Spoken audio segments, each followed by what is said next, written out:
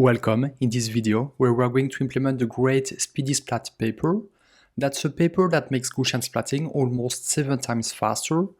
So we're going to start from the code that we have developed in my latest video. We implemented the 3D Gaussian splatting paper in a self-contained way using only PyTorch. So in about 300 lines of code. In terms of metrics, this implementation gives the same, gives on par metrics with respect to the paper. So it's PyTorch only, but it's state of the art, even though it's a bit slower. So we're going to use this code as a base, and we're going to modify it to implement one part of the Speedy-Splat paper. We're going to implement the snug box approach on this part only of the paper makes Gaussian splatting 2 times faster. And then there is an extra modification, acutile, that is a bit more complex that we're not going to implement, but it only gives marginal speed improvement. And then there is another component in the paper. They improve the pruning on the densification strategy, so that basically you can get the same results, same quality, but with fewer Gaussians. We're not going to touch the densification process in this video, but if there is interest, if you ask it in the comments, I will make a follow-up video on that. So for now, let's just implement the snug box approach. So basically what they do, they have a smart array to compute the intersection between the Gaussians on the tiles. And just by doing the things in a smart array, things get much faster. And you get for the same Gaussians, for the same pre-trained Gaussians, you get the exact same rendered image.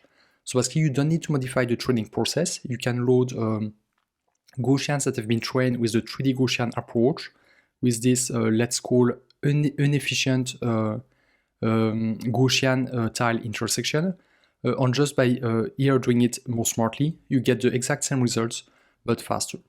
So here I have this code that we've developed in my latest video, and we're just going to have a look at the tiling approach. Line 173 to 179, so it's only 6 lines of code, and we're going to modify those lines of code. Okay, so let's have a look at the paper. So we're going to have a look at the snug box approach. So basically they start with the they compute the maximum x components and y components. Well, they compute the x and y components of the bounding box around the ellipse.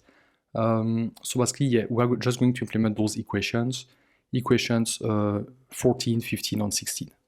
So you can see that in equation 15 and 16, we need the A, B, C components, which are actually the components of the covariance matrix for each Gaussian. So let's start with that. We can just retrieve A, B, and C, which are the components of the inverse covariance. Then we can compute T. I think, it's equation 11 from the paper. Basically, this is the ellipse. Basically, this is the boundary of the ellipse. So basically, we need to compute this value, equation 11. Here, we're not diving into the paper. We're just doing the implementation. But if you have not read the paper, I would advise you to have a read at it to understand those equations properly. But basically, once we've computed T from equation 11, then we have all the components we need. So we have T, we have A, B, C. So we can compute equation 15 on equation 16. So let's start by computing equation 16. As they say in the paper, here we compute x. And then once we have x, we can feed x into equation 15. Here we need x. So first we compute x, and then we feed it into equation 15. But then to compute y, that's we do the opposite. They say that there is some symmetry. But let's have a look at the code. It will become clearer. So first we compute x of d, but as they say in the paper, for computing y of d, it's the same. There is some symmetry. We use this symmetry because x is coming from a square root, so it can be positive or positive or minus. So when so basically we want equation 15 to be equal to 0. So basically this equation will be equal to 0.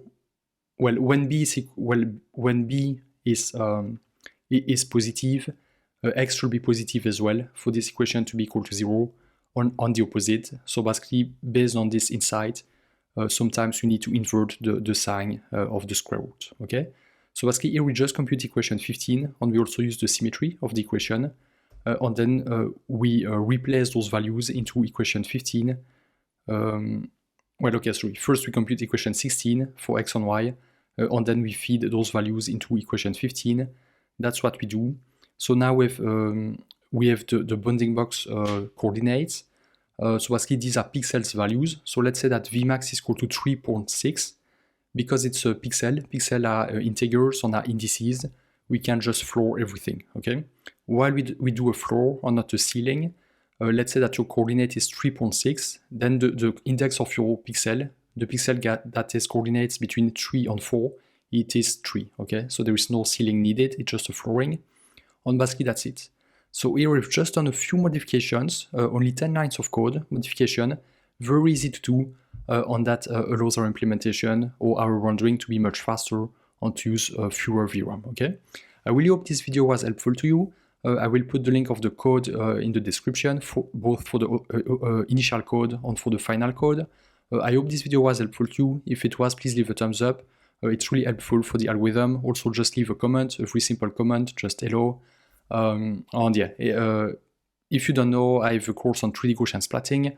If you want to learn about all the details of Gaussian splatting, from the end of the calibration of the camera, so call map, to the rendering of the Gaussian, and to the training, yeah, I have a course on that, and I will put the link in the description. Thank you.